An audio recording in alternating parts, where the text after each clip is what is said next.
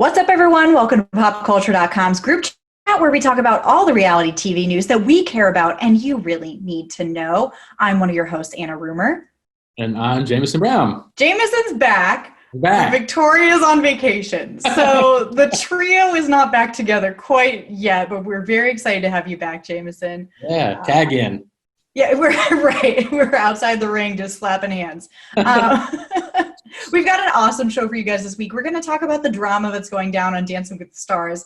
That is not, it's dance related, but there's a lot more to it. So we're going to dig into that.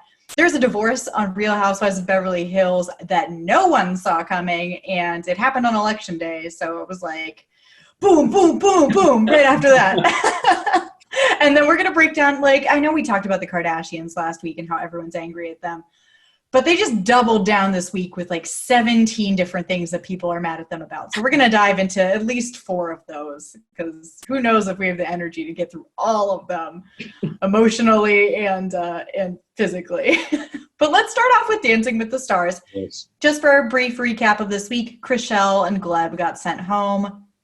It was sad, but that for me, it felt like it was their time. They were kind of in the bottom a lot. And yeah, I was sad to see her go, but I didn't think that was crazy. But what is crazy is the drama going on between Kaitlyn Bristowe and Carrie Ann Inaba. So if you guys are not watching Dancing with the Stars, Carrie Ann is one of the judges. She's been a top ballroom dancer for 20 years.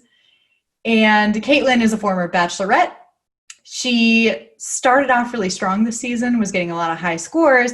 And then over the past few weeks, she's been getting 7s and 8s from Carrie Ann, who said that she doesn't feel like she's getting as energetic. She doesn't really see the improvement in her.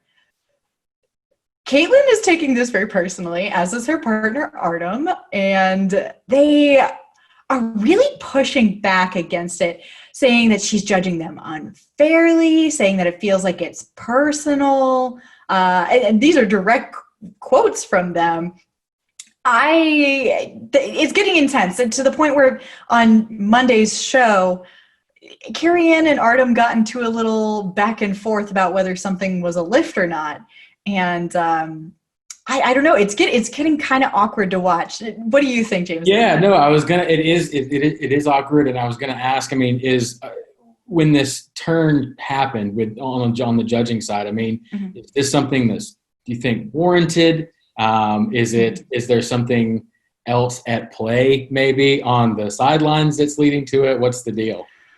So this is a hot take, because if you look at Bachelor Nation, everyone is like, Kaitlyn is getting a raw deal because the Bachelorette won last year, and they don't want to have 2 Bachelorettes and win back-to-back seasons because Hannah Brown won last season. For me, I think Kaitlyn's starting to level off. Yeah. I don't think, when you look at the other people, I think she started off stronger than them. But remember, she was announced as the first cast member back in January or February maybe. Mm-hmm. So she had extra time to prepare and was very vocal about getting in shape and preparing for the season ahead of other people being cast. So I think that what we saw right off the bat is that she had a little bit of an advantage there. And as people continue to practice, I don't see her as being heads and shoulders above the other competitors at this point. Yeah. I think that's difficult for her to hear, though, because she was doing so well at first. I was used to the praise in the beginning, but now it's getting to a point where things kind of have to be stepped up. Other people are starting to actually get kind of good. They're getting used to the show, getting used to practicing and actually developing some talent. So and then you're also being judged by someone who's got, multiple decades of that experience. And so I don't know. I feel like it might be fine. With the scores that are going there, but that's just me. I'm in agreement with you. So yeah, I think that one thing that people who are on Kaitlyn's side brought up, and this is just a sexist talking point that we'll shut down right off the bat, is Carrie Ann and Artem dated back in 2006. So people are like, she holds a grudge against him. First off, no, she doesn't. She's a professional. She's one of the top dancers in the world. That was 14 years ago. 14 years ago. Come on. And she's never scored him, quote unquote, unfairly in other seasons. So why would she pick 2020 to really just feel that heartbreak? Of digging, in my opinion. Yeah, I read that and was like, come on, everyone, just give it a rest. For me, though, it's kind of weird to watch everyone push back against Carrie Ann. She said on The Talk the other day, because she's a panelist there, she said, I still get bullied. Right about this time is when people start to bully me because of the way I judge people, and I can't believe it still happens as adults. And I agree with her. Yeah, I agree. I mean, she's doing her job, right? Mm-hmm. Yeah. Like, that's kind of the end of the story. So, like, she, at this point in the game, I mean, if she's being a good judge and actually, giving honest feedback, real feedback with real scores, I mean, I love it. Yeah. If they've gotten to this point in the show, then expect to be, really critiqued and judged a little bit harder because you've made it to this point. And there is always a point in Dancing with the Stars too, where, the first couple weeks they give out not participation trophies, but they're praising them because you don't want to watch these people come out and just get ripped right off the bat. Like first episode, like, you get a 3, you suck. It's like, okay, exactly. It's like first time ever on this show and this dance, so ease up. So yeah, like, they're out of that kind of like honeymoon phase of, maybe higher scores, a little bit easier on the critiques, but now it's real deal. So. It is. And you've got people like Neve Schulman and stuff who are really talented. Like, yeah, has a background in dance too, but you're watching these people who are really stepping up and doing well. So, like I said before, she was top of the line at the beginning, but other people are improving. And I think stepping up their game. Yeah, got to step up. And that's what they keep telling her is, we see this in you. You just need to put a little bit more energy into it. You need to really break through that wall. And I don't know her. I didn't even watch her season of The Bachelorette, but she seems to really just resent what they're telling her at this point. And I'm like, you got to embrace it, because you're not going to win a fight against the judges. No, you're not at all. So yeah, time to buck up and step up and, kind of get with the competition because they are. Exactly. So I thought that was interesting. We'll see how that moves forward. She did make a point to say on this week's episode, after she pushed back a little bit at Carrie Ann, where she was like, oh, I do respect all the judges. And I'm like, well, we've seen your Instagram lives afterwards. So. Yeah, it's like, do you? Okay. I think I told one of our coworkers, we were discussing this earlier today, and I told them, what is more likely, that someone you don't really know has this diehard grudge against you, or that maybe you're wrapped up in an emotional process and aren't seeing things clearly. So, I mean. Yeah, exactly. That's a great point. It sounds like this is kind of just, it's hitting her kind of hard with what's happening right now, with other people catching up and her judging her, in a real way. So it's yeah, I get it. And I do feel bad, because if you put me out on the stage and then you told me negative things, I would be devastated. But I think it's like crazy that we're going to this part where we're saying that there's judging is unfair. And oh my gosh. Yep. Agreed. It's stupid. But next week is Icon Week. So that will be fun to see everyone dress up as a bunch of icons. I know Tyra has been killing it with the fashion game. She's got like 3 outfits per episode. And so that's been fun. She'll be dressed up as a bunch of icons next week. So we'll have to see how that goes. But let's talk quickly about the Real Housewives of Beverly Hills. Because as the nation was focused on the election on Tuesday, Erika Girardi, a.k.a. Erika Jane, slid in there. But she and her husband, Tom, who've been married for 21 years, are getting a divorce. Shook. There have been no signs that they had any kind of marital strife on a show that is about their personal lives. So everyone was very surprised at that. I did think it was funny, but they dropped it on election day. They're like, this is going to get the least press possible. Smart move on that front, for real. That was well played. Oh, yeah. I was like, I'm going to put my phone down and de-stress for a little bit. And I picked up my phone. And instead of election updates, I had a bunch of texts. Like, did you see Erika's getting a divorce? It was kind of fun distraction. But so the interesting thing about this, though, is they've had a really interesting relationship throughout the years. Tom Girardi is, first of all, fun fact, he's the lawyer who the Erin Brockovich movie is based off of. Oh, that's crazy. Yeah. Okay. Yeah. Wild. Yeah, he seems delightful on the show. Everyone is like very charmed by him. But he's 81. She is 49. That's a 30 32? I don't know, math. Yeah. It's a big age gap, and she was criticized for that at the beginning and would always be like, listen, I don't have a prenup. If we get divorced, he's taking all of it. This is for love. I'm not a gold digger, that kind of thing.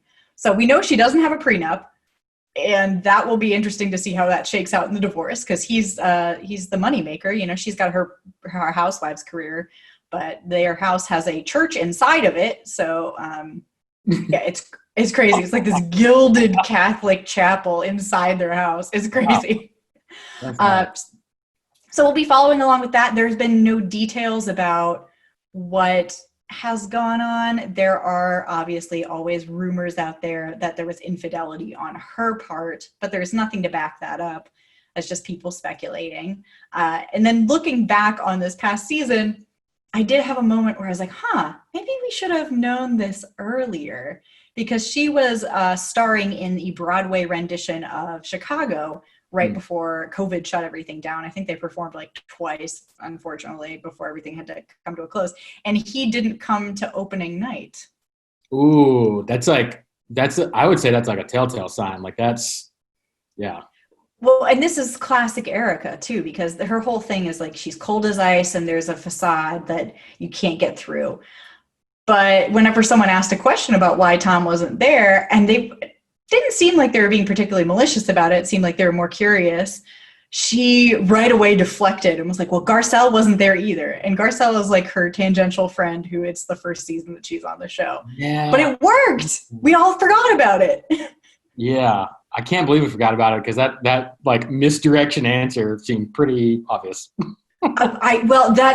She is just so good at snaking it through, because you watch it and you're like, yeah, she shouldn't accuse Garcelle. That's rude. And then you forget at the beginning why that even was brought up. So I thought that was interesting. I'm very curious to see what comes of that and if they show it on the show, because this show is so boring now. Oh, no. Yeah, if they show it on the show, and I mean, this is 21 years of marriage. I mean, this isn't some, quick thing. This isn't like a year or two. I mean, this is, multiple decades. So that's, I'll be curious. First, I want them to have their privacy, right, with whatever the reasons are or anything like that. But I will be curious just to see, everything, how it unfolds and whatnot. So, because that's a long time. It is. And the thing for me is if she wasn't on a reality show that's literally about her personal life, I would be like, you know what, do it out in private. Who cares? That's fine. But because she has given us nothing of her personal life, when that's what she's signed up and paid like 6 figures to do, I'm like, can we have something? We've never met your son. Like, come on, you've been up for so long. Yeah, she really has like this icy facade. And I think when she first came forth, it was the first housewife that was like that. And we were all kind of mesmerized. She's got amazing fashion. She's got this cool pop alter ego. I think we were all mesmerized by that. But as we go on, it's like, I don't know anything about this woman. And I've watched her on TV for, 5 years now. Yeah. I've never found that or put that together that he was the Aaron Brockovich guy. Like, that's crazy. It's super crazy. And it's so funny whenever you talk to people who don't watch Housewives about the people who do make appearances in the show. Like I was watching the Real Housewives of Beverly Hills early season with someone, and they were like, wait, Kelsey Grammer is on the show? Yeah. Yeah, he's Camille Grammer's husband. Yeah. There are legit people on this show, even if you're not a Housewives fan, guys. So, dive in, find your Tom Girardi. Talk about another relationship that just, ouch. That one played out on camera for sure. Yeah, that one was just not good in like every sense of the word. So, yeah. No, bad stuff, but very entertaining to watch. So at least they put that out there for us, which I appreciate.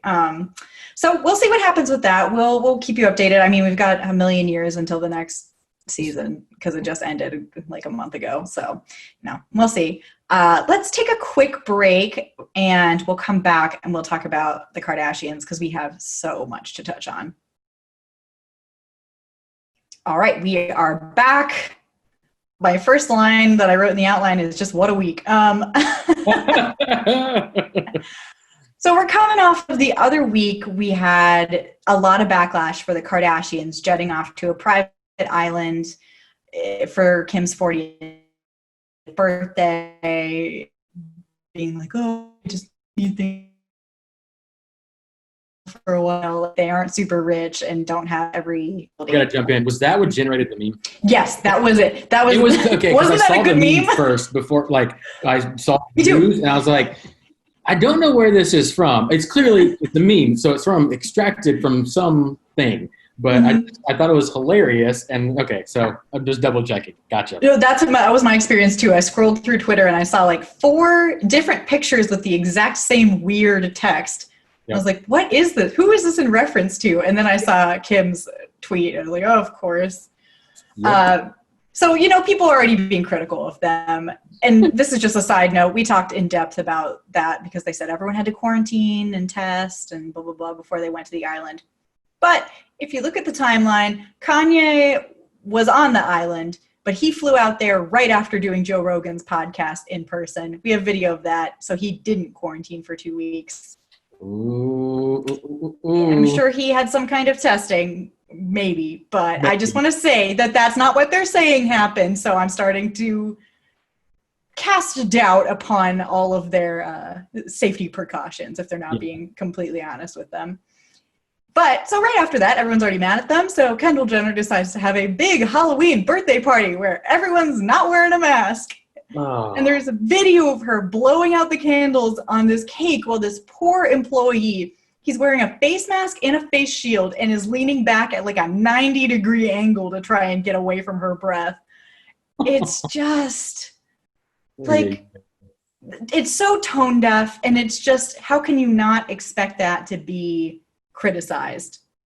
Well, I mean, I think they probably were, right? I mean, do you think they did? I mean, it's hard to imagine they would do. Well, is it though? I say that in my head. It's to do that on purpose. But I mean, do we have a guest list count, like a number on this party, or no? No guest list, but there were some really famous people there. There was like Justin Bieber was there. Jaden Smith was there. He was wearing a mask, although it was like I don't know. It was hard to tell if it was a real mask or like a Halloween mask, if that makes any sense. It was like a plastic. That's what I would say. If you're going to do that, do it with kind of play into the shtick of Halloween and say you have to come, keep the number down, but you have to come in something that involves like a full mask. Yeah, you could do real post-apocalyptic kind of vibe with that. But I guess not. Apparently not. There was a creative opportunity there that they just didn't take. They refused to take it. And apparently the reports that are spreading is saying that there were bans on posting any of this stuff on social media. But, of course, people did. Yeah, that's never gonna happen. Yeah. But if you look at some of the really big names who were there, especially like Justin Bieber and people like that, if you look, there was no evidence that they were there except for videos of them in the background. So very interesting. Makes me wonder how many of these parties are happening in Hollywood that we're just keeping off social media. Don't even know about. Don't know about. Kris Jenner came out. She's been doing damage control for like weeks now for her kids. When I'm just like, just tell them to stop doing what they're doing, maybe, instead of doing interview after interview defending them. But so she gave an interview with, I think it was Andy Cohen. She said there were rapid tests at the door, and they were being very safe about it. But also, rapid tests only detect about 32% of positive cases. Rapid tests at this point are known for being like a third accurate. So yeah, not a good excuse. Like that's gonna be like the saving grace in this whole scenario. Like, and Chris's direct quote was just laughable. She said, "quote We're dealing with a lot of people that have we're dealing with lots of people that have different opinions, and all we can do is live our lives the best way we know how and be responsible and do the right things." And we're doing that. I'm very sensitive to what's going on. Believe me, I've tried so hard.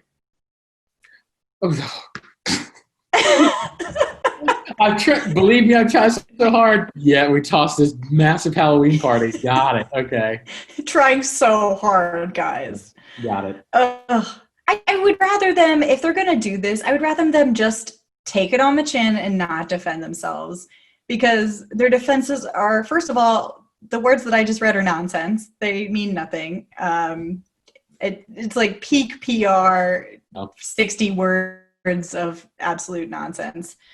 And then also we're dealing with lots of people that have different opinions. I mean, what are those opinions? Don't have big maskless parties during a pandemic? That's not an opinion. That's just, don't do that. So they've gotten a lot of heat for that. And then Kourtney comes out and she posts a false claim on her Instagram. She's got 102 million followers about surgical masks causing cancer, which is not true. Of course, she cited the American Cancer Society, and it was a repost of an original post, so she didn't write it, but the American Cancer Society came out and told the New York Post, you have to light those things on fire or somehow make them 500 degrees Fahrenheit before they release any kind of toxic fume. Yeah. Which at that point, that's dangerous to you in other ways. And think about all the other gajillion products out there where you'd have to like heat them up to a temperature like that where they could be, harmful to somebody. Probably a lot, you know what I mean? Yeah. That we encounter every single day. So it's like if I melt my plastic water bottle, it'll be harmful for me. Like, no duh. Yeah, exactly. So, I mean, normally I think everyone would just be like, oh, Kourtney, because she posts all that questionable health stuff all the time. But the fact that her family is being really openly COVID dumb, and then she does that, everyone's like, can you just stop? We're so tired. Do you think they're doing these things? Because these, like the Halloween party, that's just so aggressive. You know what I mean? Like that. Yeah. And Chris is no dummy. She's not at all any dummy with this stuff. She's actually quite good with it. So, like, she knew that was going to, ban on posting. Yeah, right. She knows it's going to be out there in some fashion. I mean, I feel like they have to be doing this stuff on purpose. Or, know what I mean? I'm half and half on that. They're either doing it because they, as we know, over the years have embraced the whole any press is good press motto. So that's possibly it. But I think that also they're so deeply narcissistic and so insulated from what is actually happening in the world. Yeah. And we see that on Keeping Up with the Kardashians. We're watching them in the COVID thing now, and they're all trapped quote unquote, inside their mansions and being like, this sucks.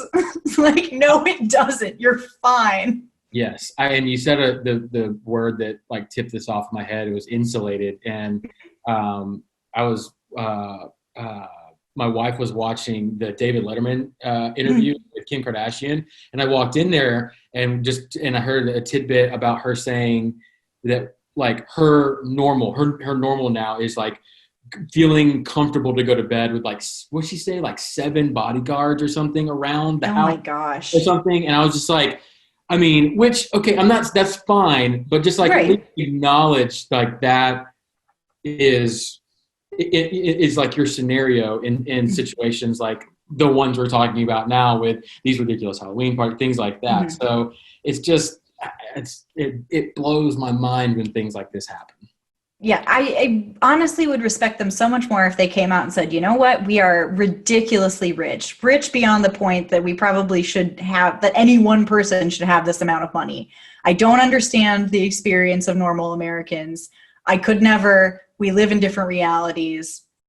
I'm sorry. That would be like such a cool, like flip reality television and just that life on its head that would almost, I mean, that would attract like this whole new wave of folks if you had the actual transparency come out and like start this whole new journey, you know, of kind of revealing that inside life of insulation and financials and all those things that reality television, you know, generates. That'd be really cool to follow.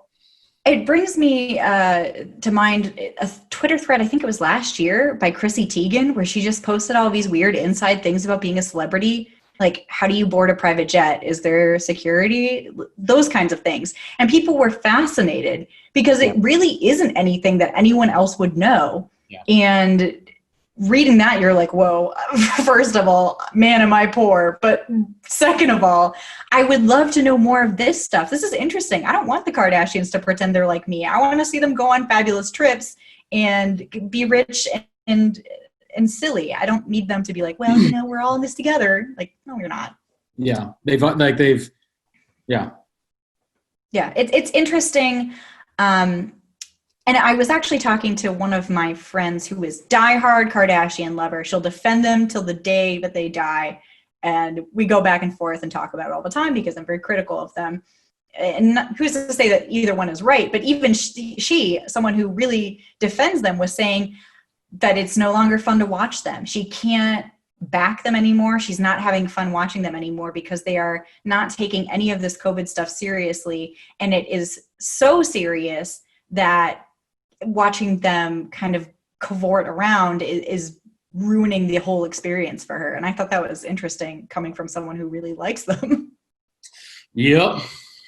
So the whole all press is good press thing, I was thinking, even if that's what they're trying to do, it's backfiring, because I know a lot of people are really souring on them quickly. People who haven't soured on them already are just over it. Yep. And I'm one of them. Yeah. Oh, yeah. I think you and I have been off the Kardashian train for a while now, but yeah, even the most fervid fans are just over it. I'm glad this show's over. I don't want to watch this anymore. It's too much. There you go. And then another brief little inroads. Kanye's presidential run didn't work, obviously. He got about 60,000 votes nationwide, which is still like 60,000 too many. Yeah. But it was like less than 1%. And even I think he ran in 12 states. Well, he got nothing. I hope that doesn't happen. And for 24. So. Well, he did declare that he's already running for president in 2024. Whether he actually follows up on that, we'll see in 4 years. But I hope it actually doesn't. I know. So. But the memes have been very funny because everyone is like, do you think that any of the Kardashians actually voted for Kanye? Because I don't think they did. Yeah, probably not one if I had to take a guess.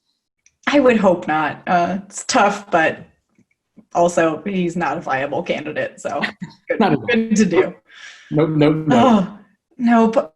So that was interesting. That's just the end of it. Do you have any other Kardashian thoughts before we move on to our pop culture picks of the week? No, I don't. I'm just, fingers crossed for flipping reality television lifestyle on its head with everything we just discussed and giving actual transparency. So yeah, I think it'd be interesting because, the Real Housewives gives a lot of that kind of look. People tuned into Real Housewives of Beverly Hills at first because it was quote unquote like lifestyle porn, where these people live so far out of our own realm. There's, Lisa Vanderpump has swans at her house. She's got ponies and it's crazy. And you want to watch them because they're rich and it's nothing that you could ever obtain. And then you zoom over to the Real Housewives of Orange County now, and someone's living in like a casita, which is what I lived in when I was in California. It's like, well, okay, so it's not that idealistic. That girl's got bad extensions. We could all have bad extensions, I don't want to watch that. I want to watch people who are more fancy than me. But let's move on to our pop culture pick of the week. Did you have anything that has been striking your fancy over the past couple weeks? Yes. So mine's a little bit on the negative side. So do you have a negative or positive? I've got a positive, so go for it. Okay, I'll start off so we end positive. How about that? Mm-hmm. So this is, big fan of like the freeform, like 31 Days of Halloween. And that was okay. But I've been big time disappointed with the Christmas list, the 25 days or whatever, for all their choices. There's like 4 or 5 movies. And they're just playing them in rotation. And I'm super bummed. Way. Yep. What are the movies? It's like Home Alone 1 and 2, solid choices. Okay. And then I think the 3 Santa Clauses. And then there's like a couple more, maybe like 1 or 2 more. And like one of them's like the Rudolph special. Which is like 45 minutes long, maybe. I know. And it's like, I don't know. Huh, that's crazy. I wonder if that's licensing or whatever. It's like the Charlie Brown Halloween and Thanksgiving and all that's going to be on Apple Plus this year. Yeah, it's because of all the streaming stuff and all the licensing. The networks all have their own platform now and they're taking back their properties. So yeah. There's like 3 movies they can play on these things now, but super bummed about that. Happy about it, but also bummed because of the selection. Yeah, it's tough because I feel like as the streaming platforms diversify, I'm fine with there being different platforms, that's cool. I don't care. But it just feels really hard to track things down for me. I feel like I don't know where anything is anymore. I used to know if things were on Netflix or not. Now at half the time I'm just Googling, like, where can I find this? Yep, exactly. Like Parks and Rec, not on Netflix anymore, going to Peacock because they own it. So. Right. Yeah. But am I going to remember that when I'm scrolling through? And especially when you're just trying to find something to watch, you don't have anything in mind. Yeah. I was like, okay, I got to go through my 8 apps now, see what strikes my fancy. And then you get like super sad because, you go to Netflix looking for Parks and Rec and then it's not there. You're like, wait a second, what's that on again? Do I have that? What's my password for that? And then, or then they're like, all right, $7 a month, fine. I know. Everyone in my family's just picked one, and we all just use that one person. So I pay for Netflix, and then someone else pays for Hulu, someone else pays for Disney Plus, because it's like this family strategy, baby. We're saving $7 a month collectively. Good for us. So my pop culture pick of the week is very specific, but it's like a peak something that would make me happy. Mike the Situation Sorrentino from Jersey Shore. For Halloween, he dressed up as the moment in Jersey Shore when he was much younger, which he rammed his head into a wall and had to wear a neck brace, and no one was paying him attention, so he wore sunglasses and cried on the couch wearing his neck brace. Very funny. I love that he was self-referential like that, but I mostly love it because 2 years ago, I was that moment for Halloween. Nice. He was like, he looks obviously way better in it than I did because it's him. But I think that I pulled off a pretty good rendition of it. And everyone was like, that's the best Halloween costume ever. I'm like, I know. That's awesome. So that was just my little moment. But for Halloween this year, I just dressed up in a raccoon onesie and hid candy for my niece outside that she didn't want to eat. She just wanted to unwrap and dump in a bucket. So, there you go. How the mighty have fallen. A plus on the costume choice. It was one of those onesies that you just put the hood up and you're like, I don't know, I'm a raccoon, I guess. So, there you go. Done and done. Done and done. Next year's Halloween, hopefully we can go all out because I, like you, am a big Halloween fan. So We'll see what that's like. Any closing notes before I tell people how to tune in? Well, that's it from me. Good. Well, we're glad to have you back. Back. Victoria will be back next week, so finally I'll be back. It's been like a month. I mean, we're all just hanging in there and doing our best. She deserves a vacation right now, so that's what she's doing. Don't forget to follow popculture.com. We've got all your up-to-date news. We're on Facebook. I'm on Twitter at Anna Rumor. And I'm at Jameson G. Brown. Drop us a rating, review, subscription, Apple Podcasts, Spotify, Stitcher. You know where to find us. We say this every week. And then we'll talk to you next week when we're finally reunited with our Planet Earth rings. Captain Planet. Planet Earth. Yeah, Captain Planet. Jeez. Quick, close out the podcast. All right, bye, guys.